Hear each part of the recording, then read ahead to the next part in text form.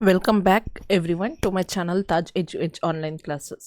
ಈ ವಿಡಿಯೋದಲ್ಲಿ ನಾನು ಕ್ವೆಶನ್ ನಂಬರ್ 42 ಇಂದ ಯಾವ ಪ್ರಾಕ್ಟಿಕಲ್ ಕ್ವೆಶನ್ಸ್ ಇದ್ದೀವಿ ಅದನ್ನೆಲ್ಲ discuss. Question number 42, initial investment of a project is rupees 25 lakh. Expected annual cash flows are rupees 6.5 lakh for 10 years. Cost of capital is 15%. The annuity factor for 15% for 10 years is 5.019. The profitability index of the project will be ಅಂತ ಕೇಳಿದ್ದಾರೆ. Profitability index ಅಂತ concept ಎಲ್ಲಿ ಬರುತ್ತೆ ನಮಗೆ ಅಂದರೆ capital budgeting, financial management ಇಂದ question ತಗೊಂಡಿದ್ದಾರೆ. ಇದು ಕ್ಯಾಪಿಟಲ್ ಬಜೆಟಿಂಗ್ ಅಂತ ಕ್ಯಾಲ್ಕುಲೇಷನ್ ಬರುತ್ತೆ. ಅಲ್ಲಿ ನಾವು ಡಿಸ್ಕೌಂಟಿಂಗ್ ಟೆಕ್ನಿಕ್ಸ್, ನಾನ್ ಡಿಸ್ಕೌಂಟಿಂಗ್ ಟೆಕ್ನಿಕ್ಸ್ ಅಂತ ತಗೊಳ್ತೀವಿ. ಡಿಸ್ಕೌಂಟಿಂಗ್ ಟೆಕ್ನಿಕ್ಸ್ ಅಲ್ಲಿ net present value, profitability index and internal rate of return ಅಂತ ಬರುತ್ತೆ. ಇಲ್ಲಿ ಅವರು ಡಿಸ್ಕೌಂಟಿಂಗ್ ಫ್ಯಾಕ್ಟರ್ ಅದು 15% ಕೊಟ್ಟಿದ್ದಾರೆ. 10 ಇಯರ್ಸಿಗೆ 5.01 ಅವರೇ ಡೈರೆಕ್ಟ್ ಆಗಿ. ನಮ್ಮ investment 25 lakhs. Cash inflows, annual cash inflow 6.5 lakhs for 10 years ಅಂತ ಹೇಳಿ. 10 ಇಯರ್ಸಿಗೆ ಟೋಟಲ್ ಹೇಳ್ಬಿಟ್ಟಿದ್ದಾರೆ. 10 ವರ್ಷದಲ್ಲಿ ನಮಗೆ 6. ಸೊ ಪ್ರಾಫಿಟಬಿಲಿಟಿ ಇಂಡೆಕ್ಸ್ ನಾವು ಕ್ಯಾಲ್ಕುಲೇಷನ್ ಆಫ್ ಕ್ಯಾಪಿಟಲ್ ಬಜೆಟಿಂಗ್ ಪ್ರತಿಯೊಂದು ಟೆಕ್ನಿಕ್ಸು ವೆದರ್ ಡಿಸ್ಕೌಂಟಿಂಗ್ ಆರ್ ನಾನ್ ಡಿಸ್ಕೌಂಟಿಂಗು ಅದನ್ನು ಕಲೀಲೇಬೇಕು ಎಕ್ಸಾಮಿನೇಷನ್ ಪ್ರಾಫಿಟಬಿಲಿಟಿ ಇಂಡೆಕ್ಸ್. ಸೊ ಈಗ ಏನು ಕೊಟ್ಟಿದ್ದಾರೆ ಪ್ರಾಬ್ಲಮ್ ಅಲ್ಲಿ ಅಂತ ನೋಡಿದ್ರೆ, initial investment 25, annual cash inflow 6.5 lac ಅಂದರೆ 6,50,000. Cost of capital is 15%, 8%. ಅದಕ್ಕೆ 15% ಆನ್ಯುಟಿ ಫ್ಯಾಕ್ಟರಿಗೆ ಅವ್ರು ಹೇಳಿಬಿಟ್ಟಿದ್ದಾರೆ 5.019. Okay. So profitability index formula ಏನು ಹೇಳುತ್ತೆ ಅಂದರೆ PI is equal to present value of cash inflow divided by initial investment. So present value of cash inflow ಎಷ್ಟು 10 ವರ್ಷ ಆದಮೇಲೆ ಅಂತ ನಾವು ಚೆಕ್ ಮಾಡಬೇಕು ಅಂದರೆ 6.5 ಲ್ಯಾಕ್ ಏನಿದೆ ನಮಗೆ 6.5 ಲ್ಯಾಕ್ ಇಸ್ ಇಂಟು 5.019 ಅದನ್ನು ಮಲ್ಟಿಪ್ಲೈ ಮಾಡಬೇಕು. ಆನ್ಯುಟಿ ಫ್ಯಾಕ್ಟರ್ ಏನಿದೆ 15%, ಕಾಸ್ಟ್ ಆಫ್ ಕ್ಯಾಪಿಟಲ್ 15%ಗೆ ಆನ್ಯುಟಿ ಫ್ಯಾಕ್ಟರ್ 5.019 ಕೊಟ್ಟಿದ್ದಾರೆ. ಅದನ್ನು ನಾವು ಮಲ್ಟಿಪ್ಲೈ ಮಾಡಿದ್ರೆ ನಮಗೆ 32.6235 ಲ್ಯಾಕ್ ಅಂತ ಬರುತ್ತೆ. ಓಕೆ. ಸೊ 32.6235 ಲ್ಯಾಕ್, ಯಾಕಂದರೆ ಇಲ್ಲಿ just instead of taking 25 lac 6.5 lac ಆ ರೀತಿ ತೊಗೊಂಡು ಮಾಡಿದ್ರೆ ನಮಗೆ ಎಕ್ಸಾಮಿನೇಷನ್ ಟೈಮ್ ವೇಸ್ಟ್ ಆಗುತ್ತೆ. ಇದನ್ನು 25 ಲ್ಯಾಕನ್ನು 25 ಅಂದ್ಕೊಂಡು 6,50,000ನ 6.5 ಮಾಡಿ ಅದನ್ನು 32.6235 ಲ್ಯಾಕ್ ಬರುತ್ತೆ. ಡಿವೈಡೆಡ್ ಬೈ ಇನಿಷಿಯಲ್ ಇನ್ವೆಸ್ಟ್ಮೆಂಟ್ ಎಷ್ಟು ಮಾಡಿದ್ದು ನಾವು 25 ಲ್ಯಾಕ್. ಸೊ ಮಾಡಿದಾಗ 1.305 ಬರುತ್ತೆ. Answer is 1.30. ಸೊ ಇಲ್ಲಿ ಏನರ್ಥ ಇದ್ರದ್ದು ಕ್ಯಾಪಿಟಲ್ ಬಜೆಟಿಂಗಲ್ಲಿ ನಿಮಗೆ probability index, internal rate of return, profitability index, internal rate, PV calculate ಮಾಡುವಂಥದ್ದೆಲ್ಲ ಬರಬೇಕು. ಇಲ್ಲೇ ನಿಮಗೆ ಬೇಕಾದರೆ present value of cash inflow minus initial investment ಅಂತ ಕೊಟ್ಬಿಟ್ರೆ net present value. So that is the formulas we should know to calculate. Next is question number 43. Rex Limited has an earning per share of ₹75 per share. So ಒಂದು earning per ಶೇರಿಗೆ 75 ರೂಪಾಯಿ. It's dividend payout ratio is 30%. ಅಂದರೆ 75 ರೂಪಾಯಿನಲ್ಲಿ 30% ಅಷ್ಟು payout ಮಾಡ್ತಾ ಇದ್ದಾರೆ. Dividend ಎಷ್ಟಾಗುತ್ತೆ? Dividend per share is 30% of 75 ಅಂದರೆ that is ಇಲ್ಲಿ ನೋಡಿ 30% ಆಫ್ 75 ರೂಪಾಯಿ 22.5 ರೂಪೀಸು ಡಿವಿಡೆಂಟ್ ಆಗಿ ಹಂಚ್ತಾ ಇದ್ದಾರೆ. Okay. So earning and dividends of the company are expected to grow at 6%. Growth rate 6% ಅಂತ. ಓಕೆ. ಅದನ್ನು 6% ಅಂತ ಕೊಟ್ಟಾಗ ನಾವು 0.06 ಅಂತ ತೊಗೊಳ್ಬೇಕು. Find out the cost of capital if the market price is ₹300 per share. ಅಂದರೆ ಇಲ್ಲಿ ಏನು ಹೇಳ್ತಾ ಇದ್ದಾರೆ ಅಂದರೆ ಕಾಸ್ಟ್ ಆಫ್ ಈಕ್ವಿಟಿ ಅಂತ ಹೇಳಿದ್ದಾರೆ. ಕಾಸ್ಟ್ ಆಫ್ ಈಕ್ವಿಟಿ ಫಾರ್ಮುಲಾ ಏನಂದರೆ KE is equal to D1, that is dividend divided by price. Okay. Market price MP ಅಂತಲೂ ತೊಗೊಳ್ಬೋದು, ನೀವು ಪ್ರೈಸ್ ಅಂತಲೂ ತೊಗೊಳ್ಬೋದು, plus G, this is the formula. ಇಲ್ಲೇನು ನೀವು ನೋಡ್ತಾ ಇದ್ದೀರಾ, this is the formula when they have given a growth rate. Okay. If they have not given the growth we don't need to take this. So cost of equity ಎಷ್ಟು ಅಂತ ತಿಳ್ಕೊಳ್ಬೇಕು ಅಂದರೆ dividend ಎಷ್ಟು ಕೊಡ್ತಾ ಇದ್ದೀವಿ? 22.5 ರೂಪೀಸ್ ಕೊಡ್ತಾ ಇದ್ದೀವಿ. Price of the market price of the share is 300 rupees plus growth rate is 0.06 ಅಂದರೆ 6%. ಸೊ ಇದನ್ನೆಲ್ಲ ನಾವು ಸ್ವಲ್ಪ ಡಿವೈಡ್ ಮಾಡಿ ಚೆಕ್ ಮಾಡಿದ್ರೆ ನಮಗೆ ಆನ್ಸರ್ ಬರುತ್ತೆ 0.135 ಅಂದರೆ 13.5. ಆನ್ಸರ್. ಓಕೆ, ನೀವು ಇದನ್ನು ಕ್ಯಾಲ್ಕುಲೇಟ್ ಮಾಡಿ ಕೈಯಾರೆ ನಿಮಗೆ ಗೊತ್ತಾಗುತ್ತೆ. ಐ ಹೋಪ್ ನಿಮಗೆ ಅರ್ಥ ಆಗಿದೆ ಇದು ಏನು question. Okay, next question number 44. Historically when the market return changed 10%, the return on stock of Sai Limited changed by 16%. If the variance of the market is 257.81, what would be the systematic risk for Sai Limited? So, ಇಲ್ಲಿ systematic risk ಅನ್ನು calculate ಮಾಡಿ ಅಂತ ಹೇಳಿ ನಮಗೆ ಏನು ಕೊಟ್ಟಿದ್ದಾರೆ, market return ಕೊಟ್ಟಿದ್ದಾರೆ 10%. Okay, stock return ಕೊಟ್ಟಿದ್ದಾರೆ 16%. ನೋಡಿ ಏನು ಹೇಳಿದ್ದಾರೆ, when the market return changed ಅಲ್ಲ, ಇಲ್ಲಿ ಚಾರ್ಜ್ಡ್ ಅಂತ ಏನೋ ಬರಬೇಕು. 10% ಇದ್ದಾಗ ಸ್ಟಾಕ್ ರಿಟರ್ನ್ 16% ಇತ್ತಂತೆ. ವೇರಿಯನ್ಸ್ ಆಫ್ ಮಾರ್ಕೆಟ್ 257.81 ಇರ್ತದೆ. ಈಗ ಫಾರ್ಮುಲಾ ಇದೆ, ಬೀಟಾ ಕ್ಯಾಲ್ಕುಲೇಷನ್. ಬೀಟಾ ಅಂದರೆ covariance between market risk and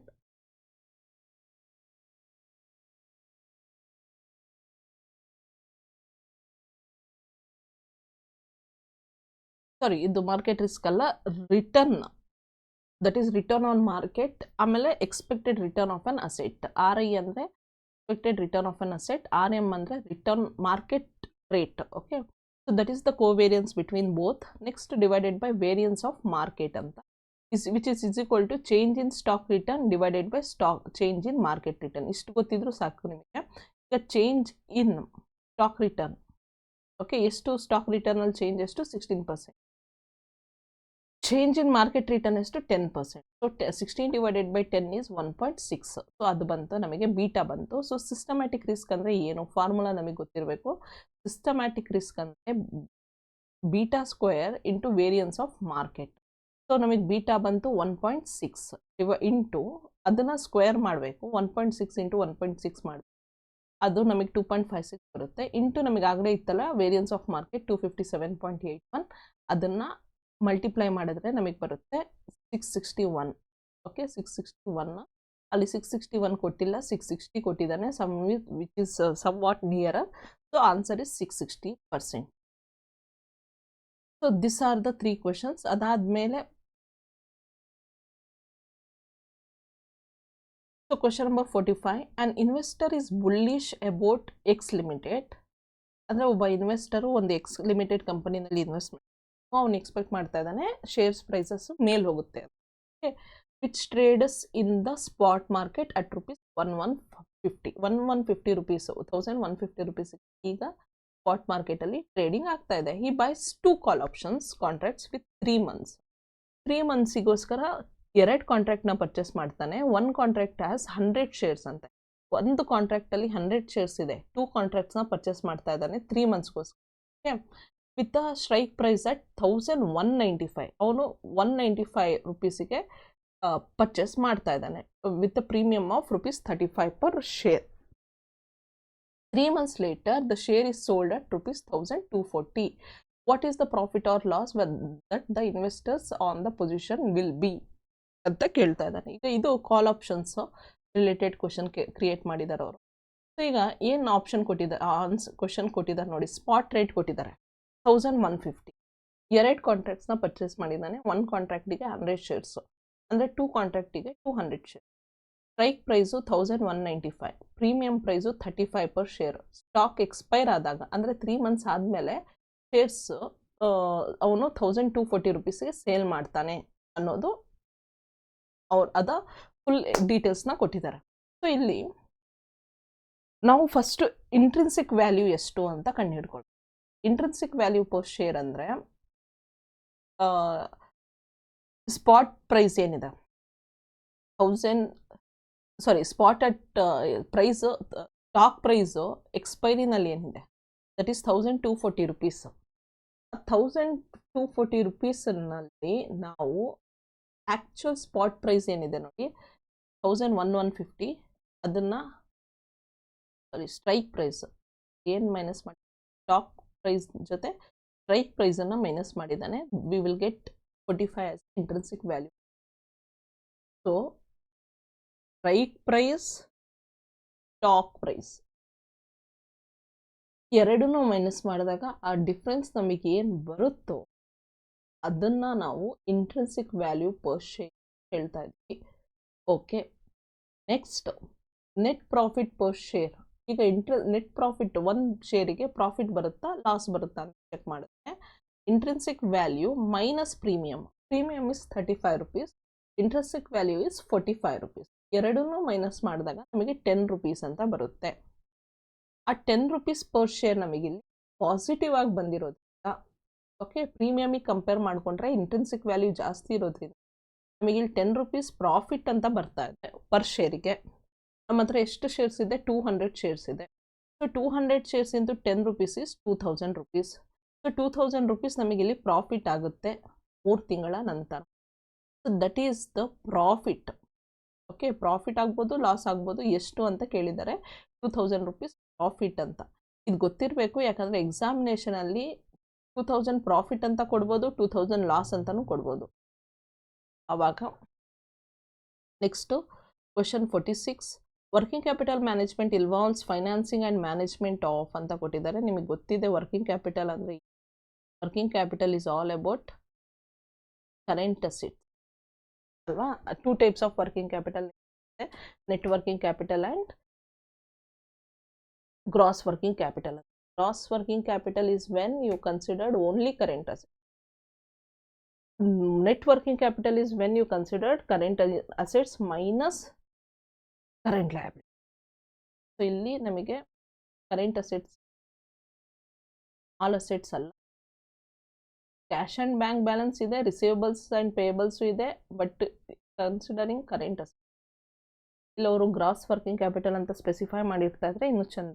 next question number 47, the price of Swedish krones. ಅಂದರೆ ಇಲ್ಲಿ ಸ್ವೆಡಿಷ್ ಕ್ರೋನ್ಸ್ ಅನ್ನೋದು ಒಂದು ಕರೆನ್ಸಿ ಅಂತ ಅಂದ್ಕೊಳ್ಳಿ. Is $0.14 today. ಇವತ್ತಿಗೆ ಕಂಪೇರ್ ಮಾಡಿದ್ರೆ $1ಗೆ 0.14 ಸ್ವೆಡಿಷ್ ಕ್ರೋನ್ ಅಂತ. ಈಗ ನಾವು ಹೆಂಗೆ $1ಗೆ 85 rupees ಅಂತ ಹೇಳ್ತೀವೋ ಹಂಗೆ ಸ್ವೆಡಿಷ್ನ ಡಾಲರ್, ಇದು ಕರೆನ್ಸಿ ಸ್ವೆಡಿಷ್ ಕ್ರೋನ್ಸು $1ಗೆ 0.14 ಅಂತ ಇವೆ. It appreciates by 10% today. Sorry, if it appreciates by 10% today, how many crowns a dollar will buy tomorrow? ಇವತ್ತಿಗೆ 10% ಇದ್ರದ್ದು ಇನ್ಕ್ರೀಸ್ ಆದರೆ ನಾಳೆಗೆ ಅದರಿಂದ ನಾವು ಎಷ್ಟು ಬೈ ಮಾಡ್ಬೋದು ಅಂತ ಕೇಳ್ತಾ ಇದ್ದಾರೆ. ಸೊ ಈಗ 1 ಕ್ರೋನ 0.14 ಅಲ್ವಾ. 10% ಅಂದರೆ ಅದ್ರದ್ದು ಎಷ್ಟು? 0.14ಗೆ 10% ಅಂದರೆ ನಾವೇನು ಮಾಡ್ಬೋದು ಅಂದರೆ 100% ಅಂದರೆ 1 ಅಂತ. ಏನೋ 0.14 ಇಂಟು 1 ಅಂದರೆ 100% ಇನ್ಕ್ರೀಸ್, 100% ಥರ ಆಗ್ಬಿಡುತ್ತೆ. ಅದು 1.10 ಆ್ಯಡ್ ಮಾಡಿಕೊಂಡ್ರೆ ಅದ್ರ ಜೊತೆ, ಓಕೆ, ಆವಾಗ 10% ಜಾಸ್ತಿ ಆದಂಗೆ. ಓಕೆ, 0.14 ಇಂಟು 1 ಅಂದರೆ ಏನರ್ಥ? 0.14 ತಾನೆ. ಅದು 10% ಜಾಸ್ತಿ ಆಗುತ್ತಂದರೆ ಇಲ್ಲಿ ನೋಡಿ ಮಲ್ಟಿಪ್ಲೈ ಮಾಡಿಕೊಂಡ್ರೆ 0.14 ಇಂಟು 1.10 ಮಲ್ಟಿಪ್ಲೈ ಮಾಡಿಕೊಂಡ್ರೆ 0.154 ಬರುತ್ತೆ. ಸೊ 0.154 ಕ್ರೋನ ನಮ್ಮ ಕೈಯಲ್ಲಿ ಇರುತ್ತೆ ಇವತ್ತು ಈವ್ನಿಂಗ್ ಅಷ್ಟರಲ್ಲಿ. ನಾಳೆಗೆ ಅದೇ 0.154 ಕ್ರೋನಾದಲ್ಲಿ ನಾವು ಎಷ್ಟು ಡಾಲರ್ಸನ್ನು ಪರ್ಚೇಸ್ ಮಾಡ್ಬೋದು ಅಂತ 1 ಡಿವೈಡೆಡ್ ಬೈ 0.154 ಮಾಡಿದ್ರೆ we can buy almost 6.493506 something. ಅಷ್ಟು ನಾವು ಬೈ ಮಾಡ್ಬೋದು ನಾಳೆಗೆ. ಇಲ್ಲಿ ಫಾರಿನ್ ಕರೆನ್ಸಿ ಬಗ್ಗೆ ಕ್ವಶನ್ಸ್ ಕೇಳಿದ್ದಿದ್ದು. So what was the answer? 6.4. So this is the answer. Next question number 48, the spot price of the security of X limited is 160 with no dividend and no carrying cost. Cost of capital related questions ಜಾಸ್ತಿ ಕೇಳಿದ್ದಾರೆ. Spot price of securities of X Limited is 160 with no dividend and no carrying cost. Compute the theoretical forward price of the securities for 1 month. You may assume a risk-free interest rate at 9% per annum. So forward price calculate ಮಾಡೋದಿಕ್ಕೆ spot price 160 ಕೊಟ್ಟಿದ್ದಾರೆ, risk free rate that is R is equal to 9%, no dividend, time period is 1 month. 1 month divided by 12 months in a year. So here that is forward is equal to F is equal to S ಬ್ರಾಕೆಟಲ್ಲಿ 1 plus R T rate of interest is equal to SS2 spot price is 160 into 1 that is constant plus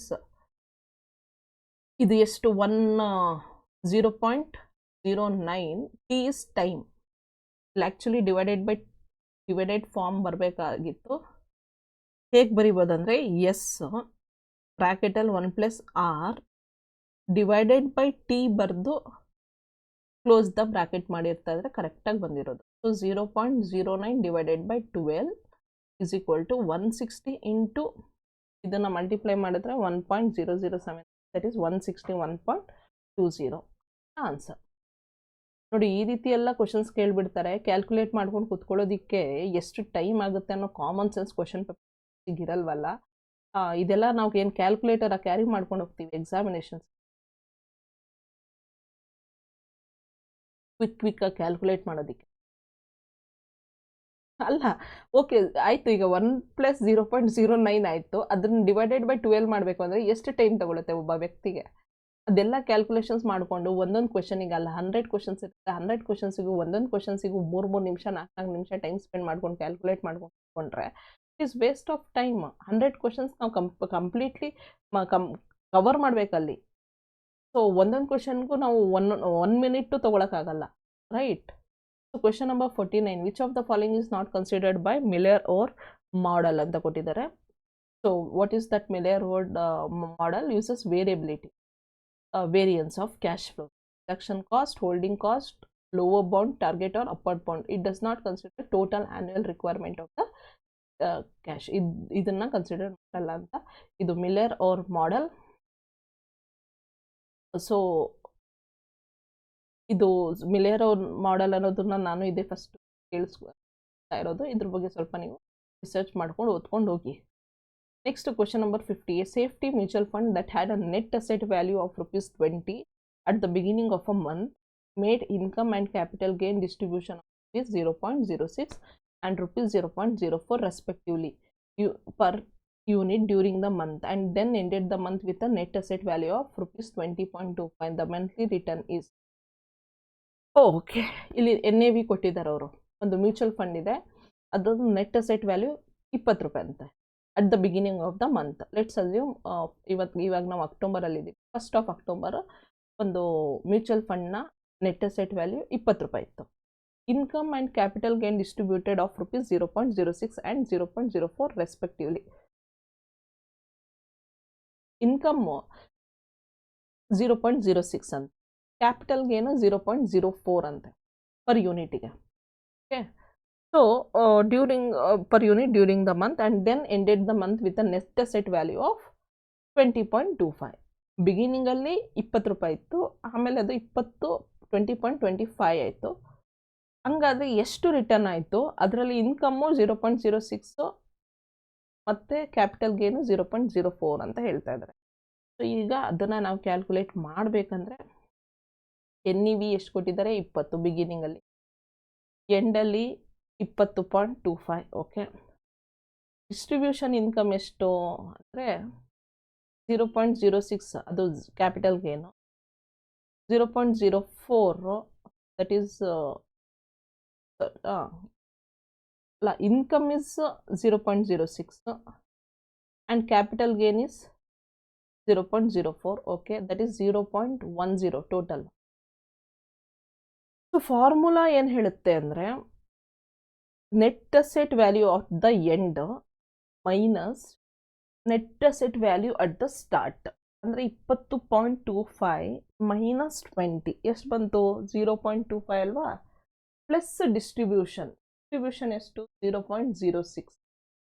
ಅದನ್ನು ಮೂರನ್ನು add ಮಾಡಿ divided by distribution ಅಂದರೆ 0.06 plus 0.04 total 0.10.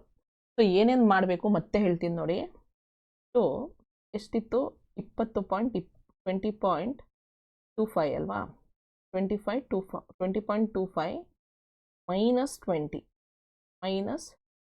20 so 20 ಅದರಲ್ಲಿ ನಮಗೆ ಎಷ್ಟು ಬರುತ್ತೆ? 0.25 ಬರುತ್ತೆ. 0.25 ನಮಗೇನು ಬಂದಿದೆಯೋ ಅದ್ರ ಜೊತೆ ಈಗೇನು ಅವ್ರು ಕೊಟ್ಟಿದ್ದಾರಲ್ಲ 0.06 0.04 ಅದನ್ನು ಆ್ಯಡ್ ಮಾಡಿದ್ರೆ ನಮಗೆ ಅದು ಏನದು ಎರಡು ಆ್ಯಡ್ ಮಾಡಿದ್ರೆ 0.10 ಬರುತ್ತಲ್ವಾ 0.10. ಸೊ ಇದೆರಡೂ ಸೇರಿಸಿದ್ರೆ ನಮಗೆ ಎಷ್ಟು ಬಂತೀಗ 0.35 ಬಂತಲ್ವಾ. ಸೊ ಈ 0.35 ಬಿಗಿನಿಂಗಲ್ಲಿ ನಮಗೆ ಎಷ್ಟಿತ್ತದು 20. ಆ 0.35ನ 20ಇಂದ ಡಿವೈಡ್ ಮಾಡಿದರೆ ನಮಗೆ answer 0.017. That is approximate 1.75%. So that is the answer. So ಇಲ್ಲಿಗೆ ಕೆಲವೊಂದು ಕ್ವೆಶನ್ಸ್ ಮುಗೀತು. ಈಗ ಇನ್ನೂ ಕೆಲವೊಂದು ಕ್ವೆಶನ್ಸ್ ಇದೆ ನಾನು ಕವರ್ ಮಾಡುವಂಥದ್ದು practical. It be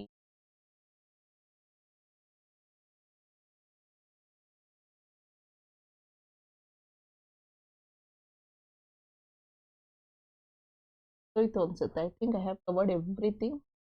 just check if I have covered everything in the question number 25, 26.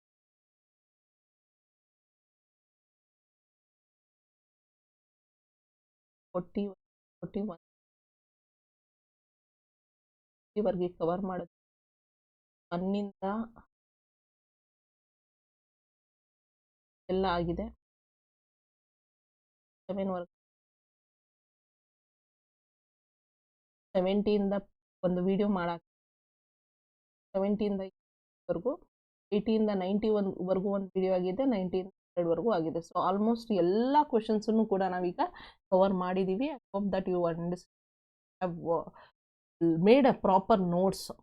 ಕರೆಕ್ಟಾಗಿ ನೋಟ್ಸ್ ಮಾಡ್ಕೊಂಡಿದ್ದೀರಾ ಅಂತ ಅನ್ಕೊಂಡು ನೋಟ್ಸ್ ಸರಿಯಾಗಿ ಮಾಡಿ ಎಕ್ಸಾಮಿನೇಷನ್ ತುಂಬ ಯೂಸ್ ಆಗುತ್ತೆ. ಅದನ್ನು ತುಂಬ ರಿವೈಸ್ ಮಾಡಿ. ಒಂದು ಇಂಪಾರ್ಟೆಂಟ್ ವಿಡಿಯೋನ ನಾನು ಮಾಡಾಕ್ತೀನಿ. ಇದಾದ ಸಿಲೆಬಸ್ ಇಟ್ಕೊಂಡು ಎಲ್ಲೆಲ್ಲಿಂದ ಟಾಪಿಕ್ಸ್ ಬರುತ್ತೆ ಅದ್ರ ಬಗ್ಗೆ ಒಂದು ಡಿಸ್ಕಷನ್ ಮಾಡ್ತೀನಿ. ಆ ಸಿಲೆಬಸ್ ಪ್ರಕಾರ ನೀವು ಏನೇನು ಕಾನ್ಸೆಪ್ಟ್ಸ್ ಓದಿದ್ದೀರಾ ಅದನ್ನು ಪ್ರಾಕ್ಟಿಕಲ್ ಕ್ವೆಶನ್ಸ್ ಏನಿದೆ ನೋಡಿ, ನಮಗೆ ಮ್ಯಾನೇಜ್ಮೆಂಟ್ ಸ್ಟೂಡೆಂಟ್ಸ್ಗೆ ಸ್ವಲ್ಪ ಕಷ್ಟ. ಈ ರೀತಿ ಪ್ರಾಬ್ಲಮ್ಸ್ ಎಲ್ಲೆಲ್ಲಿಂದನೂ ಕೇಳಿ ನಾನೇ ಯೂಶ್ವಲಿ ಈ ರೀತಿ ಎಕ್ಸಾಮ್ಸಲ್ಲಿ ಅಟೆಂಡ್ ಮಾಡುವಾಗ ಪ್ರಾಕ್ಟಿಕಲ್ ಕ್ವೆಶನ್ಸನ್ನು ಅಟೆಂಡ್ ಮಾಡೋದು ಸ್ವಲ್ಪ ಅವಾಯ್ಡ್ ಮಾಡ್ತೀನಿ. ಯಾಕೆಂದರೆ ಒಂದು ನೆಗೆಟಿವ್ ಇಲ್ಲ, ಎರಡನೇದು ಯಾವ್ದು ಬೇಕಾದರೂ ನಾವು ಟಿಕ್ ಮಾಡಿ ಬರ್ಬೋದು. ನೋಡಿ, ಈಗ ಒಂದೊಂದು ಕ್ವೆಶನ್ ಕ್ಯಾಲ್ಕುಲೇಟ್ ಮಾಡಬೇಕು ಅಂದ್ರೂ at least 2 to 3 minutes waste of time. ಮೊದಲು ಥಿಯರಿ ಕ್ವೆಶನ್ಸ್ನೆಲ್ಲ ಅಟೆಂಡ್ ಮಾಡಿಬಿಟ್ಟು ಆಮೇಲೆ ಇನ್ನೂ ಟೈಮ್ ಇದೆ ಅಂದರೆ ಪ್ರಾಕ್ಟಿಕಲ್ ಕ್ವೆಶನ್ಸನ್ನು ಅಟೆಂಡ್ ಮಾಡೋಣ. ಇಲ್ವಾ ಅವಲಕ್ಕಿ ಪವಲಕ್ಕಿ ಅಂತ ಒಂದು ಟಿಕ್ ಮಾಡಿ ಬರೋಣ. ಸೊ ಏನಂದರೆ ಎಲ್ಲರೂ ಕೂತ್ಕೊಂಡು ಕ್ಯಾಲ್ಕುಲೇಟ್ ಮಾಡೋಕ್ಕಾಗಲ್ಲ. We have to understand our strength and weakness. So according to prepare well for your exam. All the best.